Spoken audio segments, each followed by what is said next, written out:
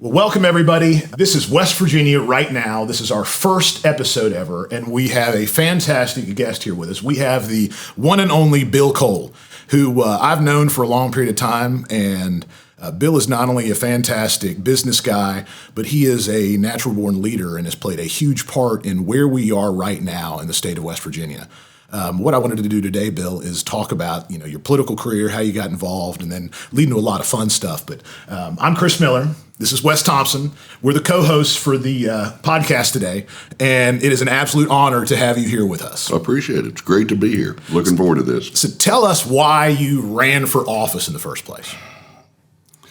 Let me take just a second and teach you, offer up a lesson that my dad taught me early on, and it is what led me to get into politics. I had just graduated from college, and I came back to the family business, which was a small truck dealership.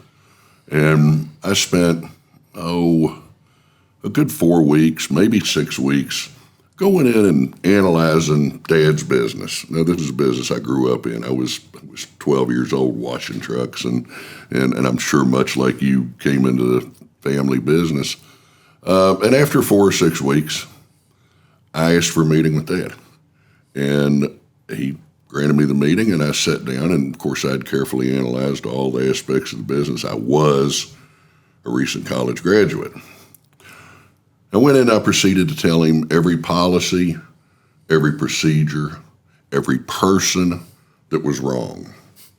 I thought I was giving him a return on his investment for sending me to college. Now, I'll be honest, if one of my sons had done that to me, I couldn't have handled it the way my father handled it. Dad sat there passively, didn't change a look on his face, just sat there and let me have it out. I would not have done that with my kids. I wouldn't have the patience to do it. And finally he said, "Are you done?" I said, "Yes, sir." I was pretty proud of myself. And then my dad looked at me and he pointed at me. He said, "Boy, now let me tell you something." And he said, "Any idiot can point a finger at the problems." He said, "Don't you ever walk in this office or frankly any other opportunity in life and just point a finger at the problems. Any idiot can point a finger and gripe about the problems." He said, "Think of a solution, work it through. It may not be a good solution, but at least think your way through what a possible solution is, and then more importantly, make yourself a part of that solution." Wow, that was pretty heavy for a freshly minted college graduate, and that lesson stuck with me. So fast forward to 2011, I guess, and it was certainly very easy being in business in West Virginia and complaining about how business unfriendly our state had become through 83 years of one-party Democratic Party rule, the influence that the unions and the trial attorneys had on the party, and consequently the resultant the result being what West Virginia had devolved into. We had and the way that could happen is that our coffers were full of money from coal severance, particularly, and so if we had the money, we could afford to run all the businesses out. We could afford to make it an unfriendly place, and make it anything we wanted to make it, and yet as government, we had plenty of money and we continued on. So I think that's how we got to where we are, bottom of every single list. We talk about it all the time. Bottom of the list, you want to be top on. Top of the list, you want to be bottom on.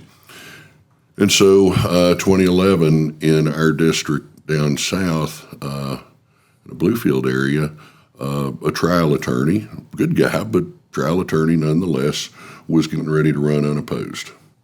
And it was late Saturday afternoon on the last day that you could run, and several people had encouraged me to run. And I think back to my lesson that I learned from my dad coming out of college, and I felt like, you know what? It is time. It's time that I go and try and make a difference. What did your dad think about that? I think he was proud.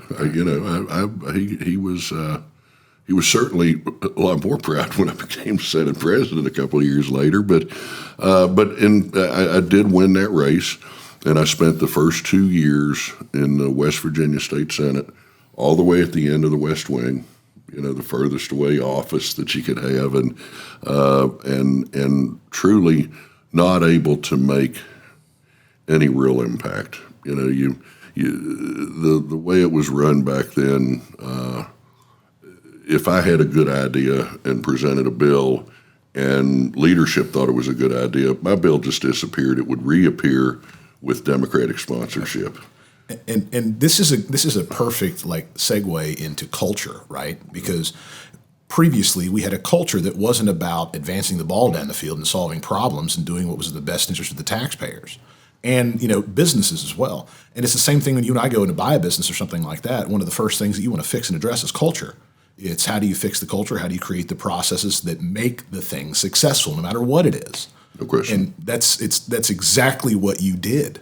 Well, so I spent 2 years in the minority, having zero voice, and actually that year, the year that I came in 2012, the House had actually gotten very close, within 4 or 6 votes, maybe it was 54. It was 46. really close.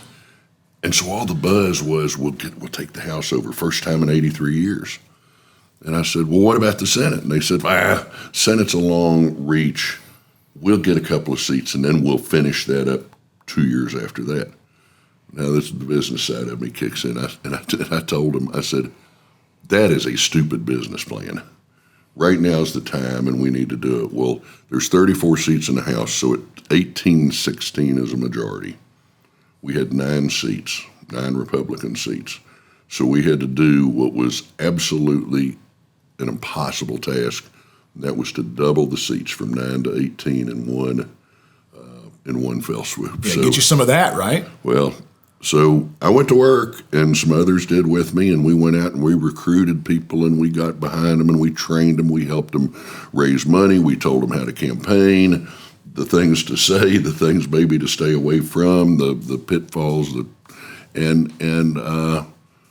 and so we wake up the morning after Election Day, and it's tied 17-17. We picked up 8. We needed 9. We picked up 8. And so while the other guys were trying to see, is there precedent for this? And there, in fact, was. I think 2 times in the state's history, there had been a tie in the Senate. And they figured out how to share leadership. The business side of me says, well, ties are no good. You got to win. You either win or you lose. And so I went to a guy, Daniel Hall, actually, who started out in the legislature as a Republican in Raleigh County, ran as a Republican in Raleigh County, lost, and then moved a county over and registered as a Democrat and won. So he was really a Republican at heart, but like so many people back in the day, and a lot of my friends did, they switched parties just so they could become part of the process. They didn't change who they were, but they became a part of the process, and I think that's what Daniel did. Good guy, by the way. Yeah. Absolutely. Great guy. A great guy when he agreed to switch, because that made us 18-16. I wore him out all day, the day after Election Day, and it was deal-making time, and he said, well, I want this, I want that. And I said, no, we need to do this because it was the right thing. And at the end of the day, he said, you know what, Bill? He said, you're right. He said, you promised me I got a real seat at the table, and he said, I'll do this. It was about 5 minutes till 5 on Wednesday, and I said, you have a seat at the table, guaranteed. And he said, I'll go ahead and switch tomorrow. And I said, like hell you'll switch tomorrow. What do you do when you close a deal? You close it. You don't walk away and let the other guys wear him out all night long. And we went running down to the Secretary of State's office, walked in at about 1 minute till 5. He switched parties, and we took over the Senate as well. And the best part about hearing all that, by the way, this behind-the-scenes story is that it literally reemphasizes leadership. And that's one of the things you're going to see as we talk with Bill over and over again is, I'm telling you, he is a natural born leader. And this is why he has gotten where he is, not only in business, but in life, and then, helping the state. And I can't speak highly enough about your leadership qualities, Bill. When I hear it, I think it's interesting when you talk about people on the floor taking ownership or wanting to be involved in the process. That I can see you getting support for. What did you all do? Because you still have to get the votes. So what was it, ground game? I mean, when you say you recruited all these people, I know you have to fundraise. Right now, when I feel like in these election processes, what I'm seeing is a lot of data, a lot of polling, a lot of budget. That's who has the controlling situation in a vote. Is that what it was then, or was it ground game? Was it touching with, meeting with people physically? What was, because that's a pretty dramatic shift. It really wasn't. I know we've moved heavily to digital and a whole lot of other ways to get this done. It's become very, very technical, very precise. This is who you go after. These are the doors you knock. I mean, it was just a hard work, ground game. But what we did was we found good candidates. We found people that had a story, somebody that says, I got something to bring. And all I want out of this is I want West Virginia to be a better place today and for the next generation. And so you get the right people that have the right story. And you know what? Then it gets pretty simple. If you can get in front of enough voters, then you. But they didn't see it coming. There was no real defense because they said there's no way in the world this is going to happen. And guess what? Well, and see, I totally agree with that because I believe in business, we all know people make decisions on emotion. Absolutely. So if you can bring somebody in that's inspiring, that can motivate you. Chris and I have this debate sometimes, we talk about when we look at data, you can use data to say, this is the map of how we're going to get there. And I will say to Chris, but we can create data. If we motivate someone to think another way, that data will swing. So you don't necessarily have to roll with data. And I think this point proves that. The danger is misinterpreting the data. The data just tells you what's going on based on who's measuring what. And it has a purpose, right? In the modern age of business that we're moving into, in the modern age of politics we're moving into, it has a purpose. And the better data that you've got, the more successful you have the potential to be. But still, at the end of the day, this is about human beings making decisions. And when you get the right group of people together, all marching in the right direction, with the right thing in their heart, trying to do the right thing, you can accomplish huge things. That inspires people. Yeah, exactly right. And then if you don't set your sights here, but literally set them here and then help people get there, I mean, you can move mountains, man. And that's the amazing thing about leadership and about people. Well, there's no question. And it was interesting. The business skills that I brought into being a part of state government paid huge dividends. 2 stories about that. One, right after it was apparent that the Republicans had taken over and I'd moved into the Senate president's position, all the staff from the wing started coming to me one at a time, knocking on the door and saying, do you want my resignation? I said, well, why would I want your resignation? They said, because I'm a Democrat. And I said, really? I said, do you want your job? Yes. Will you do your job without bringing in, your personal interest into it? I said, either row with me or put your oars in the boat. If you row against me, yeah, I want your resignation and I'll get it. But either row with me or put your oars in the boat. And you can have your job. And then they'd open up a little more and they said, well, really, I'm a Republican. They made me shift parties to Democrat before I could get the job. So I ended up having a meeting with everybody, with all the staff, just to put all the fears to bed once and for all. We needed to be working on how we were going to take over. There was no playbook of how to run the Senate. There was and I didn't certainly get any help from anybody. Real quick step back, though. Why don't you describe to everybody the process of how you became Senate president? How did that work out? What was the voting look like? Was it people just came to you and said, we want you to be the guy? Or did you go, okay, here's where we are. Here's what we need to do next? No, I don't want this to sound egotistical or anything, but it was apparent to everybody in there who had gone out and really done the heavy lift, gone all over the state, recruiting candidates, getting behind them, and getting behind the ones that got reelected. And it was just, frankly, it just wasn't an issue. I mean, I just was sort of heir apparent, I guess, if you will. But anyway, when I had the staff together, I told them one thing. I said, "This is going to get you. Rowing against us will get you, but the only other thing that is going to get you is if I hear the words spill out of your mouth, the speed of government, you're done, because we're going to operate at the speed of business. We're going to make a decision. We're going to implement it. We're going to put it forth, and then we're going to go on to the next thing." And I don't want to hear about study groups and studies of the studies, and then we have to study the study that was studied by, and that's government's way of kicking a can down the road. We're going to make a decision. We're going to move forward with it. So that was, and then as far as running the Senate, it was as simple as running a business. We had a staff meeting, and by staff I mean it was the major committees didn't have a choice. So the Senate president, the majority leader, the whip, the education chair, finance, judiciary, that was mandatory attendance, 7:30 every single day of session in my conference room. And it was open to the whole caucus. It was open to all 18, and quite often 18 showed up. And all we did was get on the same page.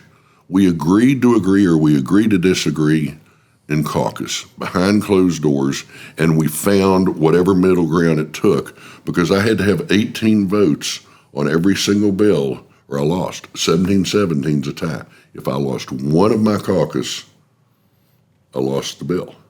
And so we had to go out united, and I'm not so sure. I mean, these guys, my friends, Roger Hanshaw and Craig Blair, both have super majorities, and I think they may have a harder time running a supermajority than I did, not knowing that I couldn't lose but one vote.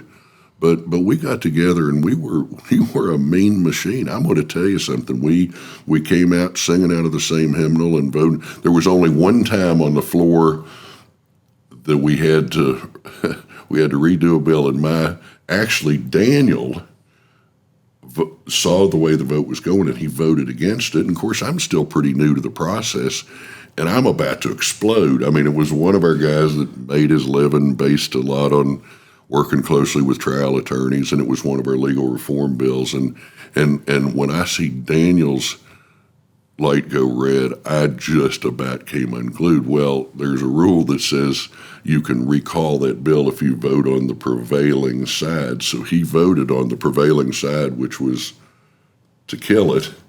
Then he raises his hand the next day and votes to bring that bill back in for reconsideration. And we made an adjustment or two, but that was the only bill that we even came close to losing. And remember, we're in West Virginia, and we passed right to work and eliminated state prevailing wage, and did the legal reforms that got us off the judicial hellholes list. And we did that all in the first It's funny because session. my very next question for you is that how did you map out the agenda that you wanted to accomplish? It was pretty easy in the beginning because everything had changed. I mean, you could throw a dart and hit red meat, but I mean, it was the big things. It truly was about making our state more business friendly, making it a place that our kids could in fact stay here rather than having to go to Charlotte or Columbus or somewhere to make their way in the world, and so it's just about opening West Virginia for business. And so, it's easy right to work. Judicial hellholes list. We were on that list every year. The only state to be on that list every single year since that list's inception. And we came off of that. It took 2 years. It took the second year of that term to get off of it. But Tim Armstead and I were invited up to Washington to receive an award for coming off the judicial hellholes list. So, but I mean, it was legal reforms. It was regulatory reforms. And it was, I don't hate anybody. I don't hate. What are some of the dumb regulations that you guys looked at, addressed, and repealed? I don't know if I can come up with specifics. It seemed like there were so many. I mean, so many things that just hadn't been cleaned off the books. I mean, something that may have been germane in 1890 Yes. or spitting on a sidewalk. I don't know what they but the things that we focused on were things that were truly impediments to being in business, and there was a lot of them. Were they dumb? I guess the guys that passed them didn't think they were dumb, but I think they were dumb. That's the thing we don't see in government is we don't go back and repeal old, outdated, dumb laws. We don't go and just eliminate stuff. So then you wind up with this book of legislation that builds up and builds up and builds up and leads to this convoluted mess sometimes. Really is. Well, and I just real quick, I want to go back to something you said. At least for me, and I would think other people as well, there is some romance to this concept that you all were, getting on the same page, coming out together. And then you made the comment about here we are with the supermajority, and they probably have a more difficult time. Well, let's talk about that a little bit. What is the temperature right now? I mean, how are you able to sort of, bridge these gaps and get people on the same page and motivate people to come together? And it sounds like now that's not the system. Like, what do you think about the current temperature in that situation now? And how can that be fixed, or do we want to? Oh, sure, we want to. And I mean, it is tough for leadership. It's tough. It's tough for the speaker or the Senate president to try and run those caucuses because, look, different people have different leadership styles, and I grew up in business, and I earned mine, I gained mine, I got mine, whatever, through working with my father and seeing how he did it, working with others, and so it was pretty easy for me. But remember, all the folks that serve in our legislature, they came up all kinds of different ways. Roger's principally an attorney, and I'm not sure that teaches you all those leadership skills. My God, he's one of the brightest guys I've ever met. Brilliant Parliamentarian. Oh my God, he's incredible. And Craig is a picked himself up. I mean, he's one that's a self-made, successful guy, built his own small business, but basically ran it himself, ran it with a few people, and maybe didn't have the opportunities that I had to lead larger teams. So, we all come from different parts of the world or the economy and bring a different skill set. I'm sure there are plenty of things that they bring that I didn't have the skill set for either.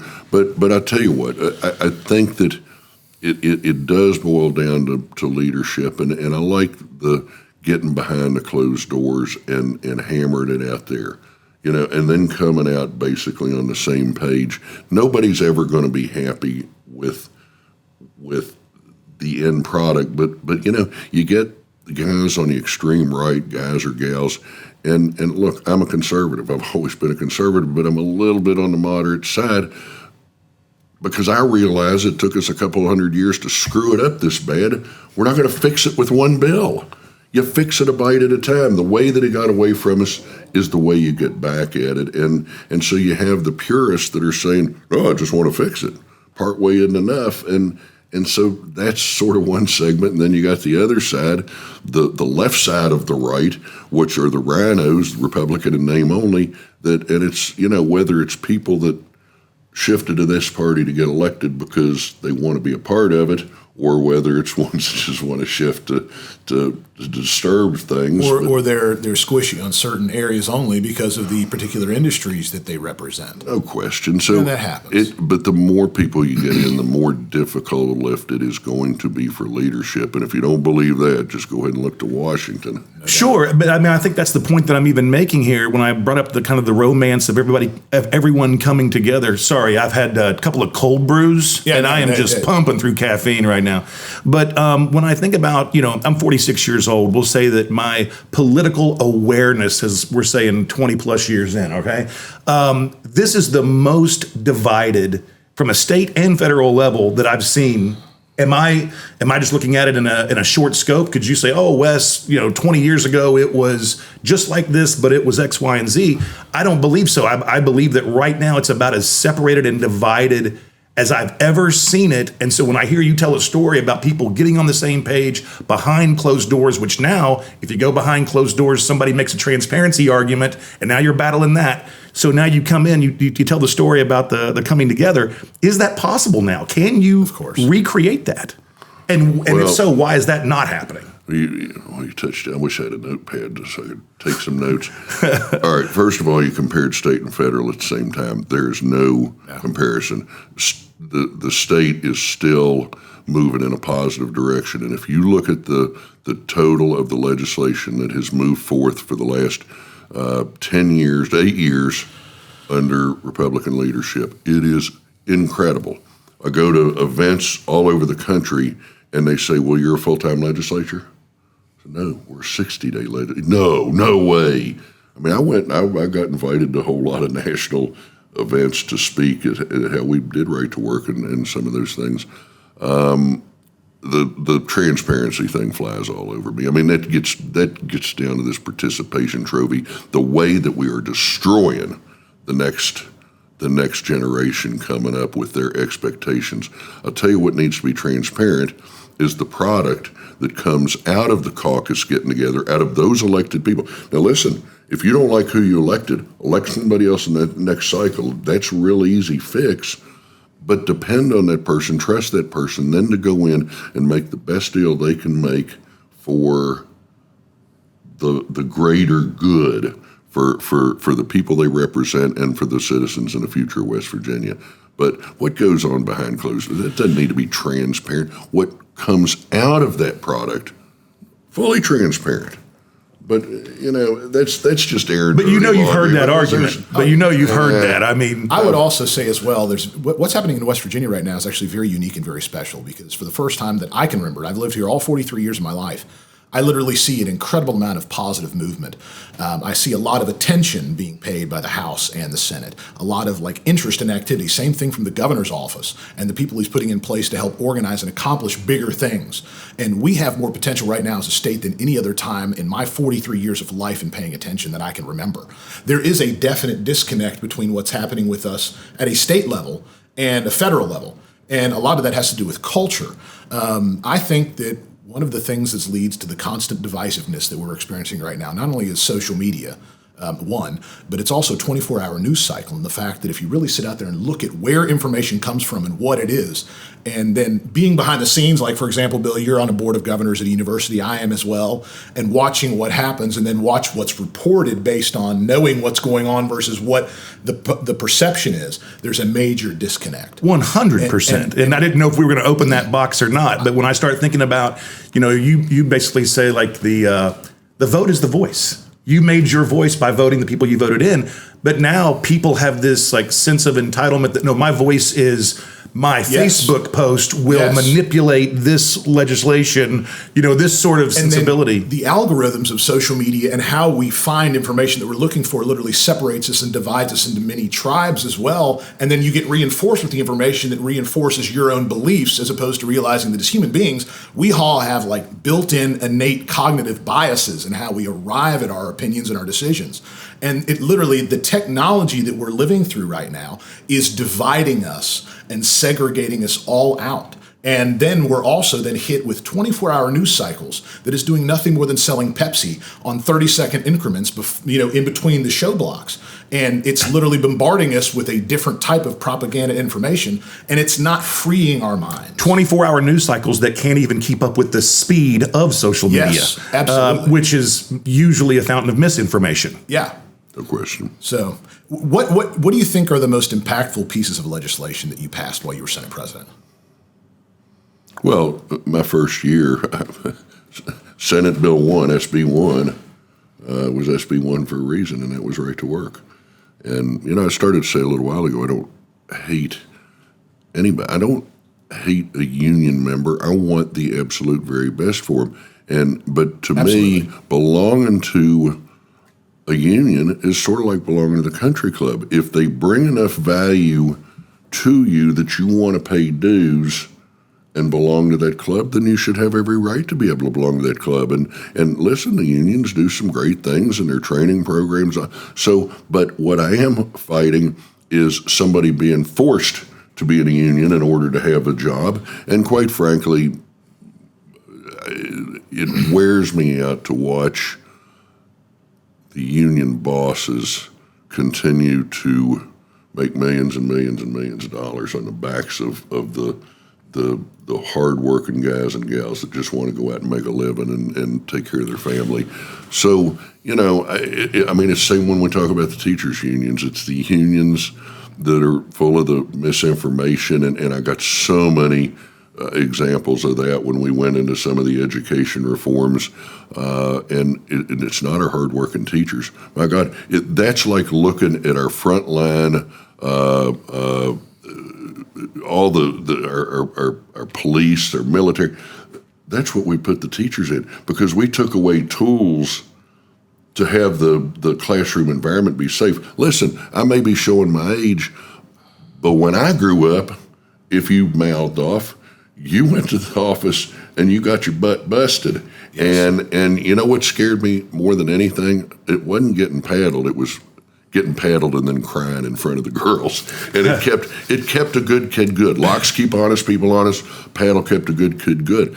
Now, God, if I went out and suggested that we should put paddles back in the schools, the world would come unglued. No, are you kidding me? But truly, we ask those teachers to go into impossible situations, and these kids are mouthing off to them with language that's way more colorful than we'll use here today. And, they get sent to the office sends them back immediately and, keeps them in harm's way. They're worried about somebody coming into, the retribution from the parent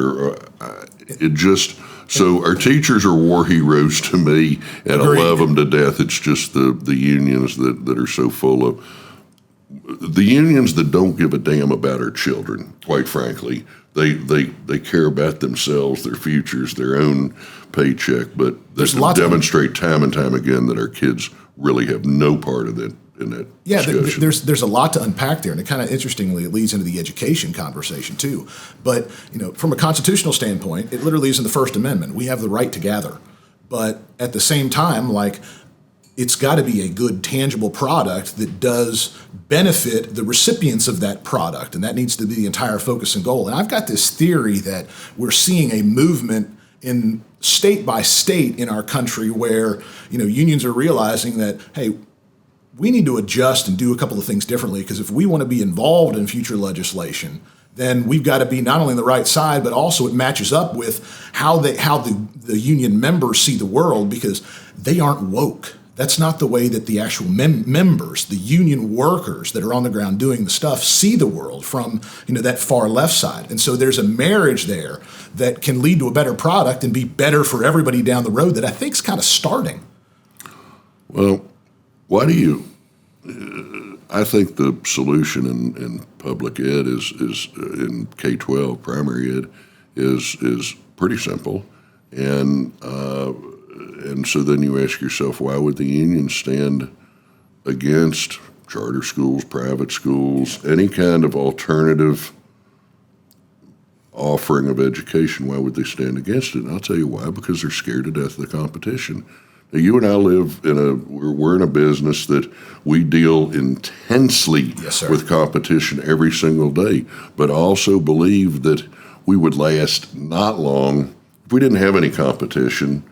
That'd be a short ride, but competition makes us better. And, absolutely. But I don't think the unions want to be better. I think that they just want it to go along as it's always gone along.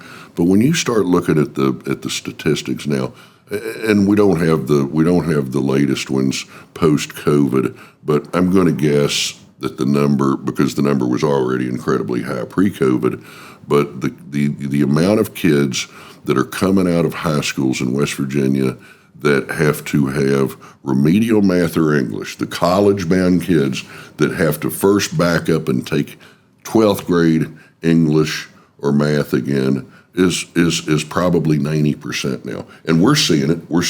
You mentioned I was on a board of one of the colleges, Bluefield State University now, and very proud of that university status. But those are the numbers we're seeing. I don't know what it is at Marshall, but I guarantee you it's high.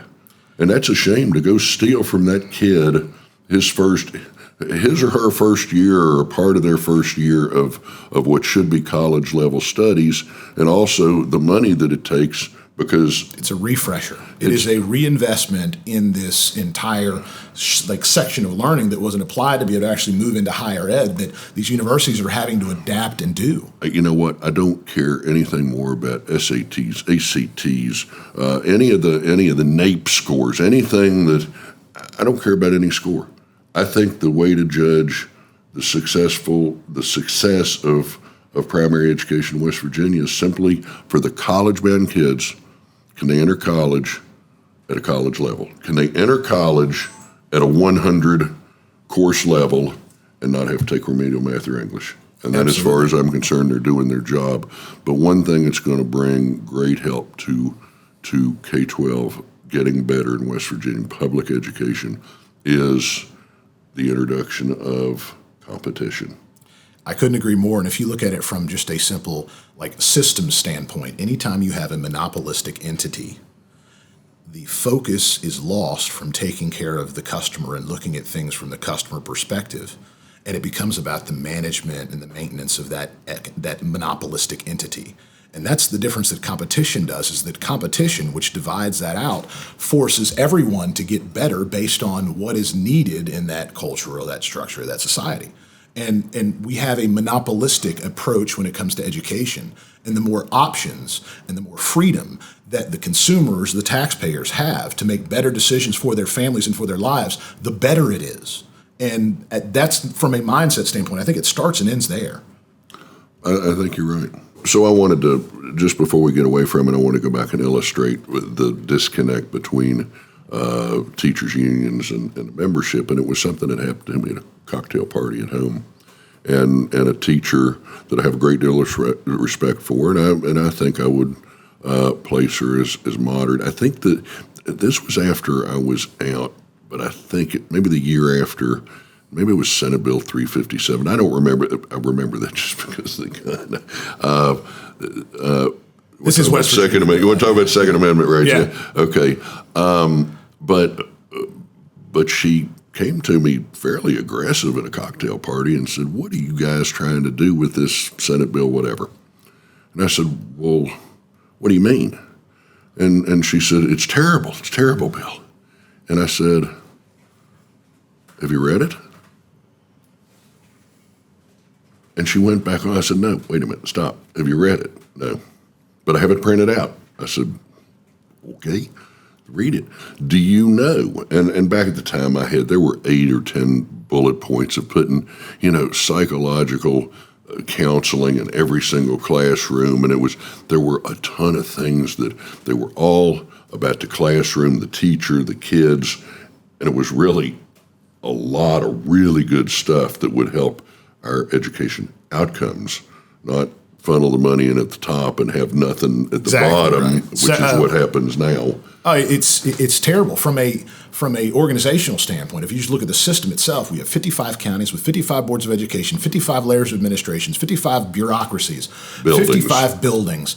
And it sucks up because we're in the top 15 in per capita spent on education in the country. And it sucks up all of those resources so they don't flow into the classroom 100%. To take care of our teachers even better and also to provide better tangible products to the students. And that's that right there is part of the problem. Chris, I think move's coming. I honestly believe the old RESA model was really put in place maybe to accommodate that and have regional boards. Now you're getting into fiefdoms and people that were elected to office. And so, when you combine 4 or 5 like counties with rural, semi-rural, whatever, then maybe everybody's on there, and then over time, the number comes down. It'll be unwieldy at first, but I don't know how you can take an elected official, tell them halfway through their term, "Thank you for your time, go home." Yes. Because, these people are special people that run for county boards, Ed, because they know they're going in there to have people scream at them every single board meeting and tell them what beasts they are.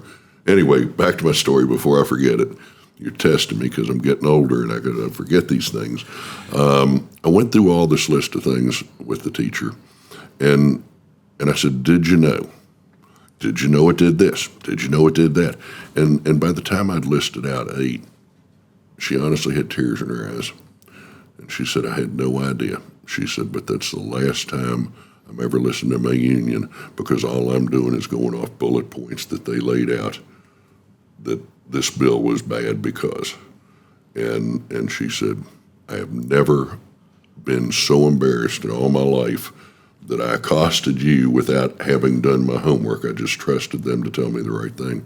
And I think that misinformation is out there constantly. Nonstop, you're right. And there's also there's a fundamental lesson here, which is listen. Not only listen, but then know what you're talking about. Do your homework. And that's the thing, right? And I hear that as a sign of hope.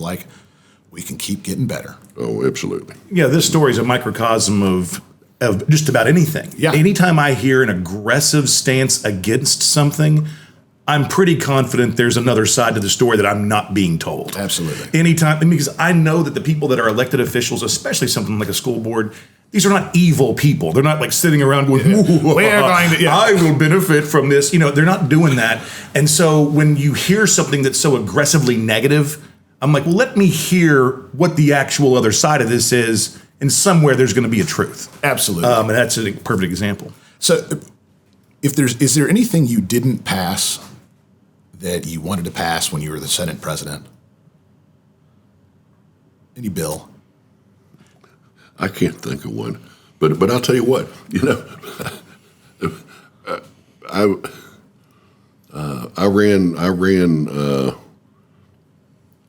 the Senate pretty hard, and there was an expectation that a certain amount of bills would be argued and debated and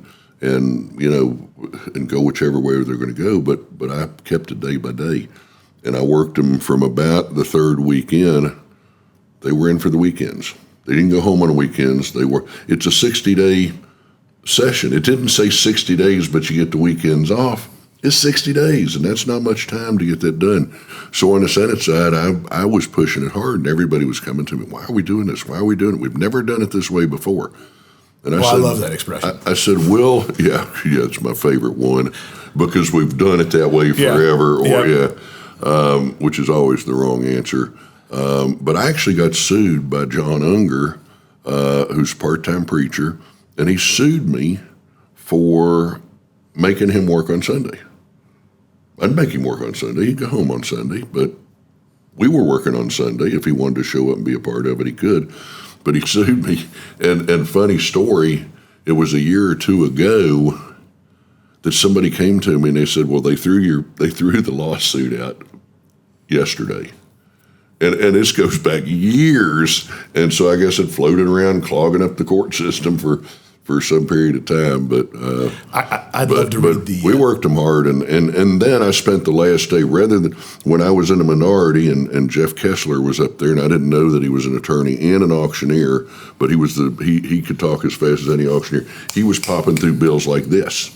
And vote, and next bill. And we did that up until midnight, Sunday or Saturday night, Sunday morning, until the gavel drops and we adjourn, sine die. It blew me away. How much legislation that was no good got jammed through because nobody even had a chance to know what. I mean, it was just blowing through. And I said, we'll spend Saturday recessing and then coming back in anytime there's House messages. In other words, bills that the House had passed that they needed a little bit of work or didn't. But and that's exactly how we spent Saturdays. And my regime was just waiting. There was no time pressure. There was no nothing because we did our job. We did it all.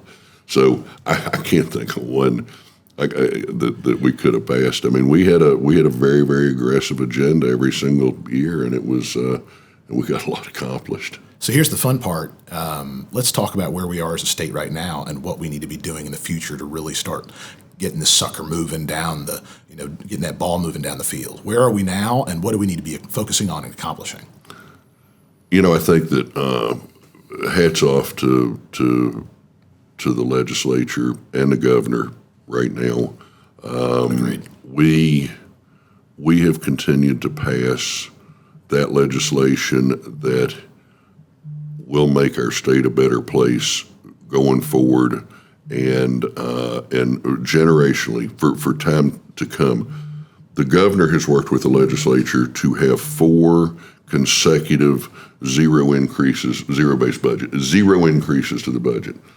This state, West Virginia, our tiny little state, has managed to run the state without an increase for 4 years. I challenge you to find a state or a time in federal government that has happened in modern history. I can't. There is no such thing, and yet we're in our 4th year talking about a 5th year of it now. Now all of a sudden we're talking we have budget surpluses. Well, guess what? A lot of companies are locating here. Business is good and getting better, but we have companies coming in, which is exactly what we say we needed. So it's opportunities for our kids so they don't have to leave to start with. It's opportunity for people that did leave that want to come back. And again, generationally, it's incredible opportunities. But what I love is that this governor and this legislature have, but now they disagree a little bit on how they want to go after the tax decreases, but they both agree that this is not the government's money. It is the people's money, the very same people that sent it in to start with, and we didn't spend it all because we did our right job. It's the people's money. I mean, the battle hymn of the Republic should be playing in the background right now. It absolutely should. It absolutely should. You asked me a specific question, and I wandered around getting to it, but I couldn't go forward until I said what a great job the legislature has done with this governor for the last 6 years, and then certainly Tim Armstead in my time. I'm gonna daggone sure count those 2 years.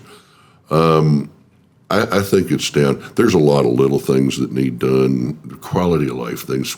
I mean, there's just so many things that we can and should do, but there's 2 major things: tax reform and education reform. And in education reform, it is not just primary; it is also higher ed.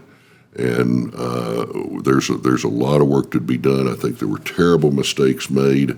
I think there's a bad court decision that sort of weighs on, a lot of the things in our primary education system. I think in our college system, when you look around the country and see all the woke and where they want to take Thomas Jefferson out. I saw it this morning. It's the idiocy, the lunacy that is taken hold can't take hold. When we combined the 2 year and the 4 year, we didn't. Our predecessors did combined or split 2 year and 4 year colleges. It was a train wreck, and it set a lot of bad things in motion in higher ed, and I think we need to rethink that. The university system itself is one of the most unrealized financial bubbles in our country. And we've got a generation this big, backed by student loans, where everybody's told they had to go to college, that funded this arms race of looking for students and rec centers and fiscal plants and building up these big, huge entities. And now the generation that's coming up is smaller. It's by just sheer, reproduction rates. And also, all these kids have this in their hand, and they've got everything they could ever want to learn. They've also seen their aunts and their uncles get degrees in art history, and now they're living in their parents' basement. And so they have different expectations about what they want out of a university.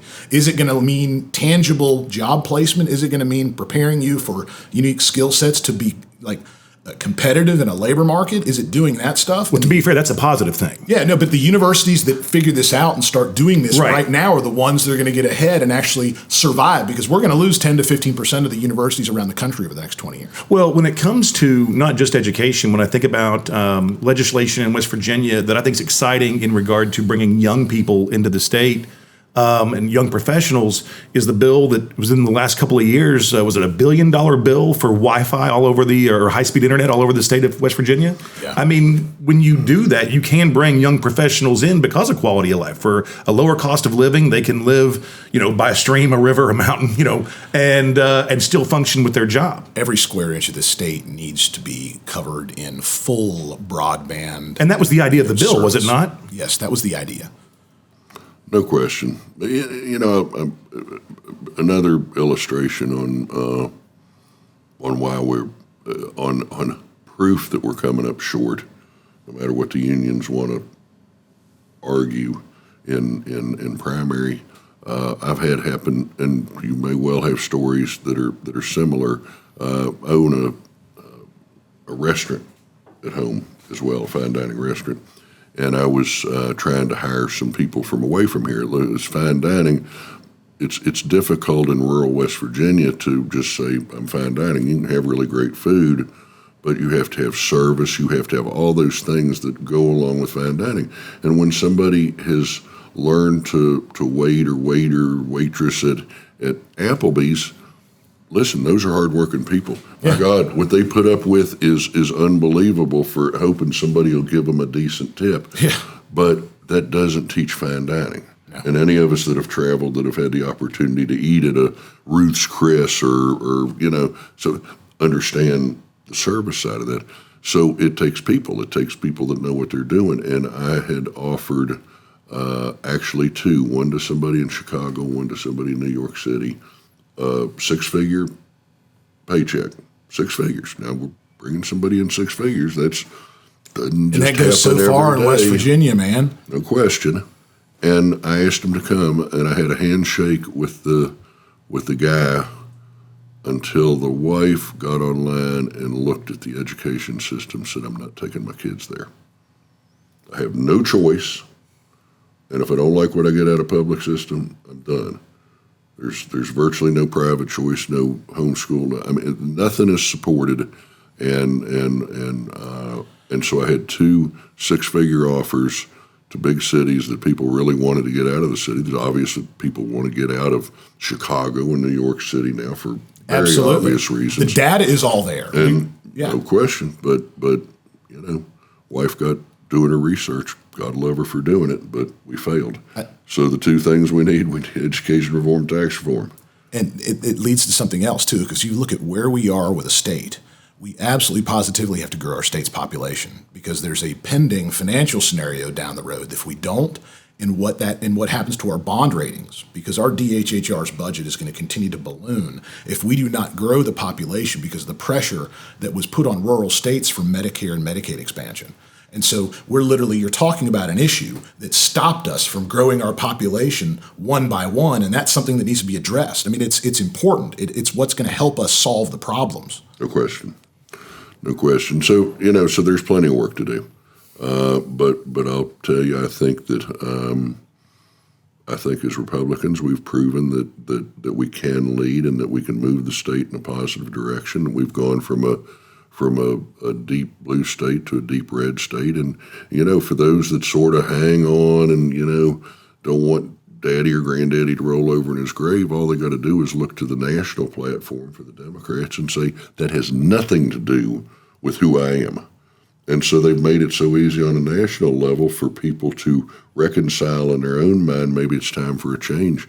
But listen, there's going to be books written about West Virginia. I'm sure of it. We have many chapters yet to write in the book, but it's the greatest turnaround of all time in this country, and it's West Virginia. We're living through it. And, Absolutely. just to talk about, aside from getting the broadband thing done, we're sitting on a bunch of gold mines right now that when we get the best and brightest involved on how to figure this out, incredible things that are going to occur. West Virginia has more water per capita than any other state in the union. We've also got more miles of river than after this summer, we sure got more water. No, yeah, absolutely, right? I'm in the middle of a couple construction projects that destroyed me. And we're also flush with rare earth elements. If you look at the development of technology and what's going to happen in the future, you have to have those. And China has most of them. It just so happens that West Virginia's got a ton, too. Yep. So we've got all these slurry ponds. We've got coal. We've got all this access to rare earth elements. And it is another future gold mine that we're sitting on. So, the future right now for our state is incredibly bright, especially when we get the right people involved in helping solve this stuff. Oh, I think so. I think those solutions are literally right around the corner. And I'm talking about not being ashamed, but using our fossil fuels, those fossil fuels that God put under the ground of our state, and surely he meant for us to use them, but use them in ways that don't destroy our planet. Use them properly. Yeah. And technology evolves every single day. And I genuinely believe West Virginia is going to lead the charge, not on a national basis, on a global basis. We're going to be at the cutting edge of technologies that allow us to utilize those fossil fuels and utilize them in such a way that we extend the life of our planet dramatically and You're exactly right. We're sitting on a gold mine doesn't even begin to describe what we're sitting on with those rare earth heavy metals. When China controls virtually the world's supply, then all of a sudden, guess what? We're sitting on an abundance here. We got to get at it. But and the real trick is to make sure that we, as the state and the people in the state, benefit from it just as much as instead of being extracted for so long. You know, I heard a very, very bright guy in a meeting a couple of days ago, and he said that West Virginia has been treated like a colony, not a state, for the history of the state. And if you think about that, all the coal, all the extraction that's happened in West Virginia, go take a drive down through McDowell County.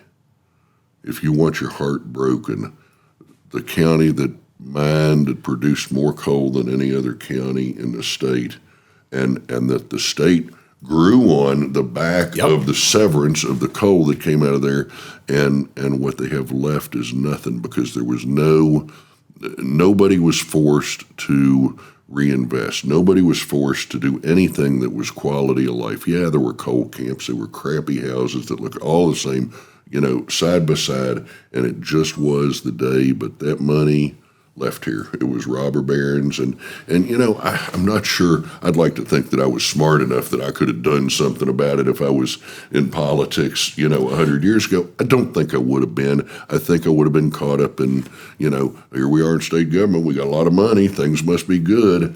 But when you look at the aftermath, and we can never allow that to happen again. Absolutely. The reinvestment in our state, our communities, has to be there. It has to be a part of those extractions as well. We have powered the country and steelmaking around the world for over a century and really don't have anything to show for it. Yes. Through world wars, won world wars because of that. Yes.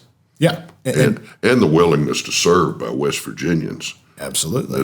Those are incredible stories. We are a source for some of the most brave soldiers in the history of the military. No question. Guys on the ground, real stuff, man. And the good news is, with everything that we're talking about, the future is so bright for us right now, especially if we play our cards the right way, that we can move mountains. We can accomplish huge things. Agreed. Question. What is your favorite food? Well, let's see. We got a camera on me, but fortunately, my favorite food repository is hiding behind this table.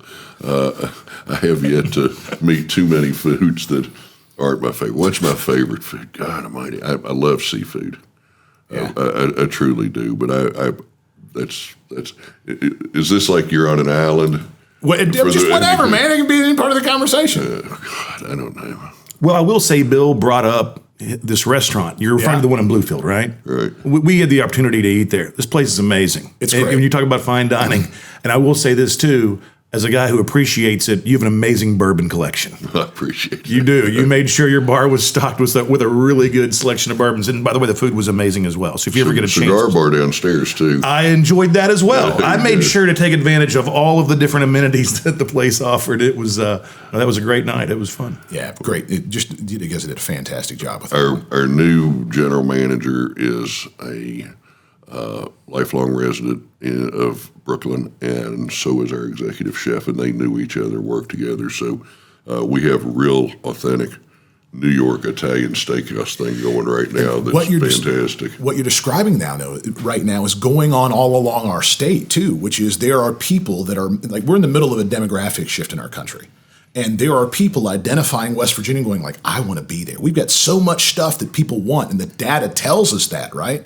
The day doesn't go by that they don't get calls from their buddies in the city saying, what do you got going on in West Virginia? We want a piece. Yes. We want to come. Yes, exactly right. It's incredible. We keep going back to it. You can't stress the broadband enough. Yeah. I mean, if you have that, I know young people that have moved to Huntington that are artistic, that are creatives, that are running businesses off a laptop, that because they have Wi-Fi, because they have high-speed internet, they can function. Yeah. And by the way, they're not spending $1,800 a month on a 400 square foot apartment in a city. And quality of life, cost of living, and we have families. We have towns that are structured around families. Like we've got a lot of special stuff that people want, and they're not, instead of living in a city surrounded by concrete, like when COVID hit, they couldn't go to the gym, they couldn't go get their hair cut, they couldn't go to comedy shows, they couldn't, do any of that stuff. And you know what we've got here in West Virginia? We got a lot of open space and a lot of freedom, and we had the right policies in place that allowed for the continuation of life that also is really beneficial.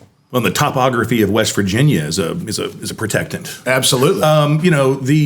That's been that movement. The whole idea of like not a think tank. What do they call incubators? Yeah. These young professionals that are coming in, taking over one office space, but there's 10 companies in there.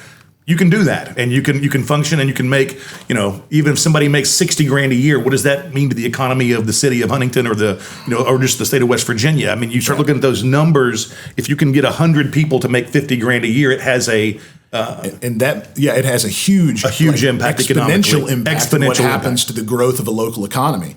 But also then you've got the whole quality of life and cost of living thing, which means that if you're making $60,000, $70,000, $80,000 a year, it goes so much farther here. And so that's a whole nother thing we need to be opening up to, making sure and, selling that story. The question about your favorite food, by the way, I'm in the middle of a weight cut for a fight, and I fight this weekend in Brooklyn, and I can't stop thinking about a cheeseburger and a chocolate milkshake. But, like, if I could tell you what my favorite food was, it'd be ice cream, because I remember my grandmother, who was a radio star, when she was 70 years old, she taught aerobics in leopard print spandex. Like, that's just who she was. And she was on a diet most of her life. And on her deathbed, she told me that the one thing she wished she would have done more is eat more ice cream. And so it's tough for me to pass up ice cream anytime. Yeah. By the way, Austin's lemon custard is unreal. So is their cinnamon. Yeah, they got good stuff. Awesome. Who's your hero?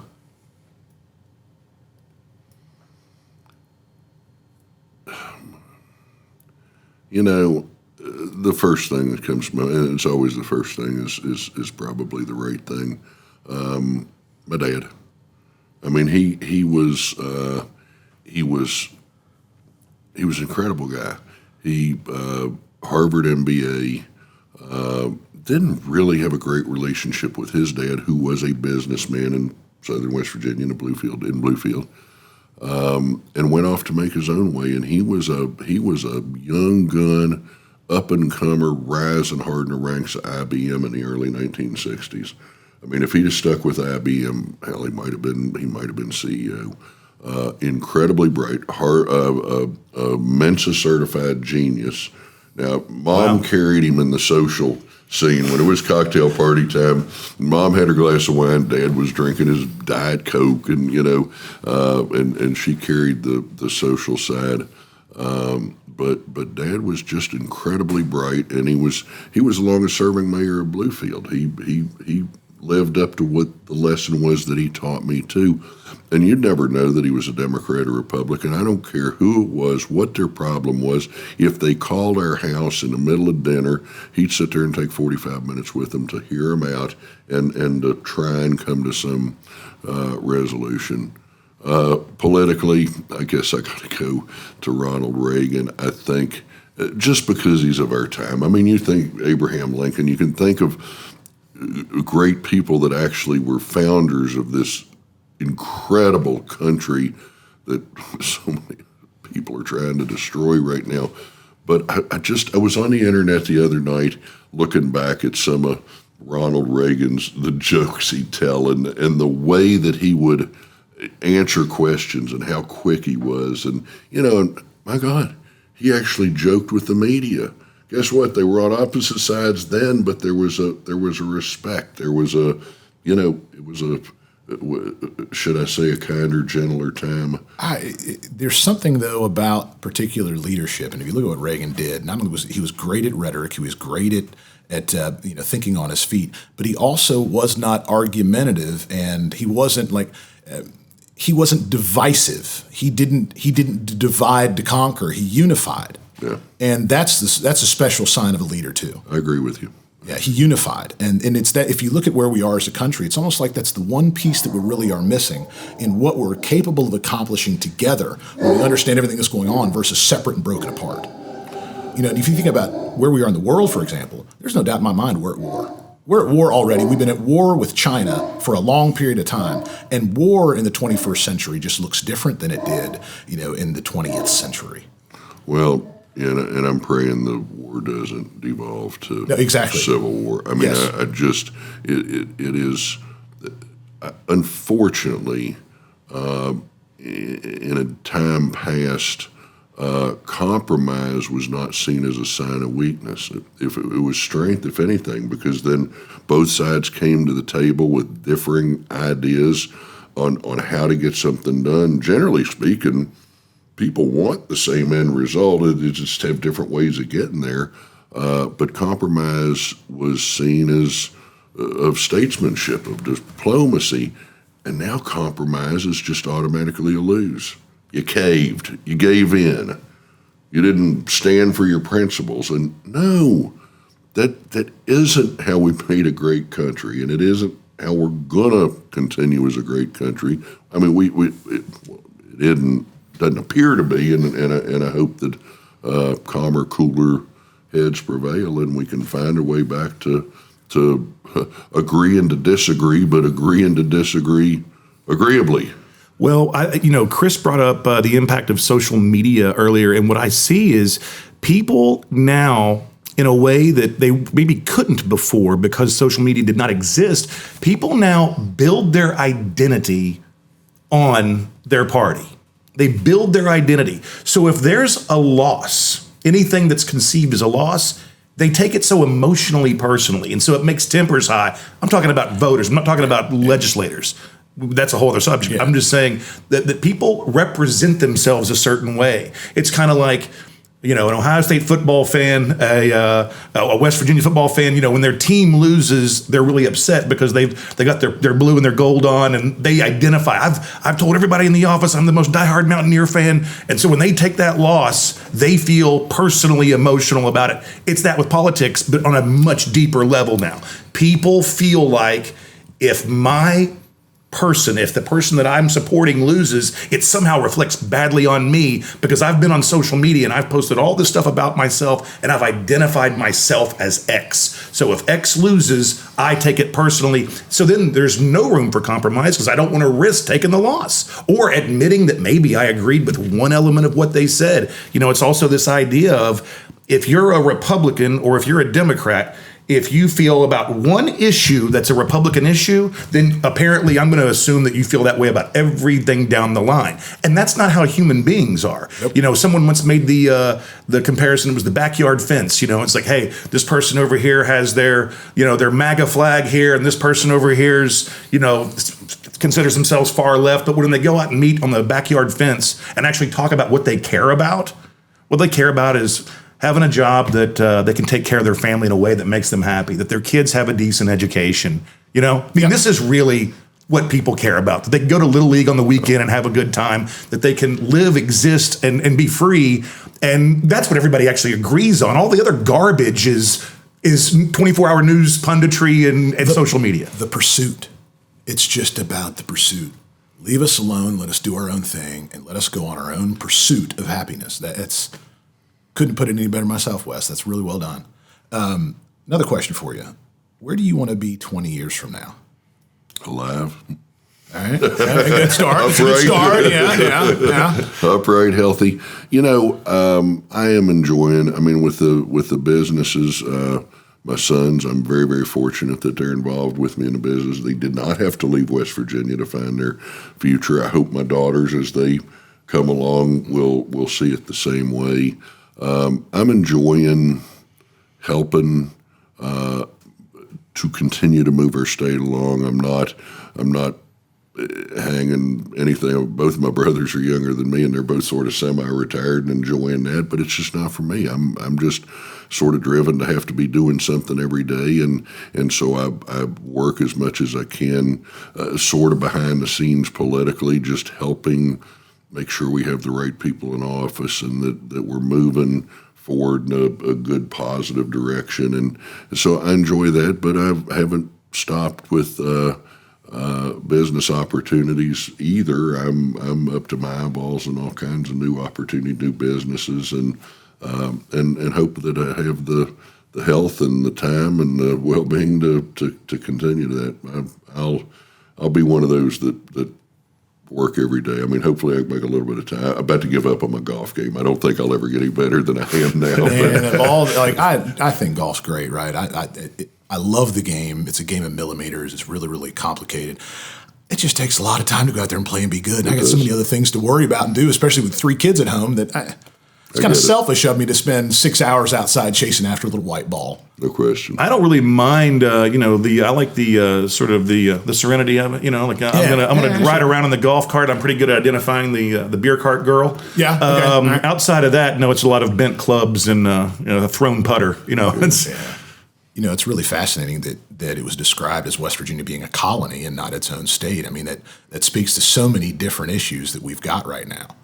Well, I think so. And when I say, I'm sort of requoting something I heard the other day, but I thought it laid out pretty well the way it's been, and quite frankly, we've been abused as a state. We've allowed ourselves to be abused, and I'm not so sure that it was readily apparent when it was happening, but when you see the aftermath, it's pretty tough. Now, so they were happy. The United States needed our coal, needed our steel, needed all those things to command and win the world wars, and we were proud as West Virginians to provide those. But now, fast forward after we did more than our 1/50th part of our tiny little state did more than our part to make America great. Fast forward to today and the politics of the day, and now anything that's a fossil fuel is a no-no. When you have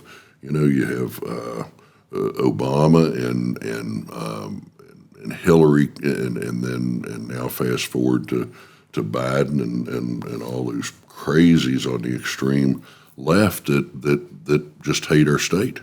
They hate our state. They hate fossil fuel. I mean, forget the fact that it was put here for a reason, and I choose to believe that God did put it here and put it here that we use it to make the world a better place. So yeah, I think we have an obligation to utilize it in an environmentally friendly manner, but I do think we should use it. The hypocrisy of the left that says EVs, electric vehicles, are absolutely the way to fix everything that's wrong, and so I mean they're driving the military to EVs, and all these people run around in a battery car, say I'm saving the environment, and then they're happily plugging in their car to the power grid that only exists because of the base load being carried by the fossil fuels. And coal still is 40% of the energy mix of our electrical grid. And the worst part is we don't have an electrical grid in place that can handle 15% of the cars on the road today being converted to electric vehicles without creating massive brownouts and blackouts.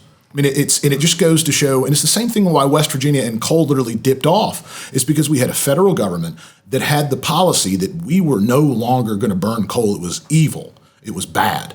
And so it went as far as the EPA was sitting on permits. So the fastest way to be able to start mining coal is you find the mine, you identify the workers, and then you file for the permits. And even if the laws didn't say you can't do coal, what the EPA would do is they just sit on the permits and wouldn't acknowledge it. And the next thing you know, the whole project's dead.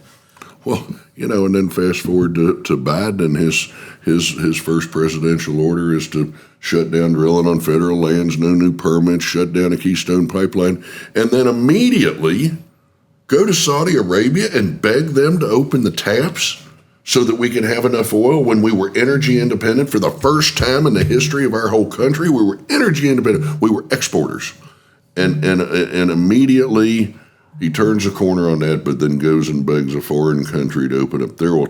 So I guess oil that comes out of the ground in Saudi Arabia is okay to use, but not if it comes out of the ground right under our feet. Because their voters don't know about it. Oh, right? I see no evil, hear no evil, I guess. I do expect and pray that there should be some common sense at some point in time, and those kinds of things befuddle me. I cannot even, and because, listen, it isn't all dumb people that are Democrats. No. There's a lot of smart people that have made hundreds of millions and billions of dollars out of this economy, and how they can reconcile that, how they can somehow believe that that's okay, that it somehow makes sense. I can't fathom it. Well, at the end of the day, people are impacted the most by how it affects their pocketbook. The average voter, right? The cost of gas is really, really important. The cost of milk is really, really important. The cost of rent is really, really important. The ability to have some sort of disposable income to live a good life is really, really, really important. And we can't have policies that affect that at all. And we do. And again, they've been told a story that creates an emotional response. Yes, no doubt, as opposed to one that's logical and pragmatic. Right. Yeah.